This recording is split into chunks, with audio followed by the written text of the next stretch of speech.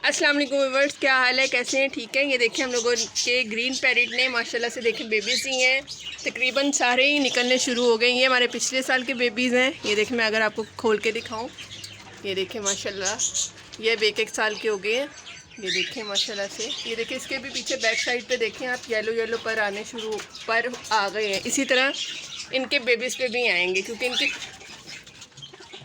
इनके जो है ना, क्या कहते हैं, मेल के सारे पीछे येलो बाल है, जिसकी वजह से ये देखें कि बच्चों के भी आएंगे। अभी तो खैर ये छोटे छोटे हैं, जब बड़े होंगे तब आएंगे, ठीक है।